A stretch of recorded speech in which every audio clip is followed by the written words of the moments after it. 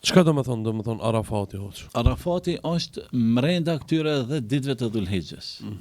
Faktikisht, nëse ne i numërojmë me ditë nga dita numër 1 e Dhulhijhes, dita e dytë e Dhulhijhes, e treta, e katërta, e pesta, do ta shohim se mrenda këtyre ditëve është edhe Arafat. Arafati është tash ka shumë kuptime, por do të mundohemi ta shpjegojmë në të vijën, është një vend, është emër që Allahu Dhul Xhelal e përmend në Kur'an fjalën Arafat, sidomos për ata të cilët nisën ta kryejnë kushtin e pesë të Islamit haxhi. Është një fushë dhe është një hapësirë shumë e madhe në Mekë, pra prej Qabës ka më tepër se 20 kilometra, 22-23 aty pari, pra është një lugindje, një fushë shumë e madhe ku e kanë të patjetërsueshëm haxhilerët të qëndrojnë aty.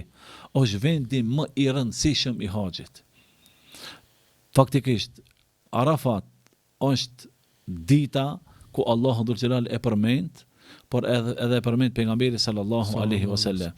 Kjo ditë është në 10 ditët e Dhulhijhes, më konkretisht është në ditën e 9. Dita e 9 e Arafatit është e patjetërsueshëm për ata të cilët janë nisën në haxh që të vinë në Arafat.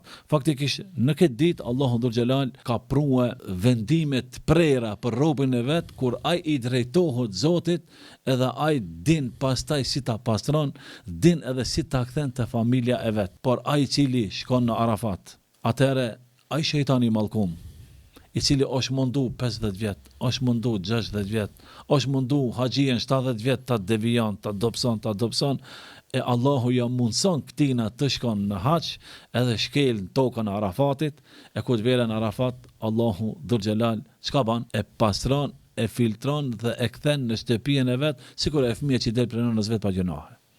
Edhe kjo është një punë e madhe, por atë edhe Arafati, domethënë e ka këtë kuptim të madh, të cilën na e ka treguar vet Kur'ani, por edhe pejgamberi sallallahu alaihi wasallam.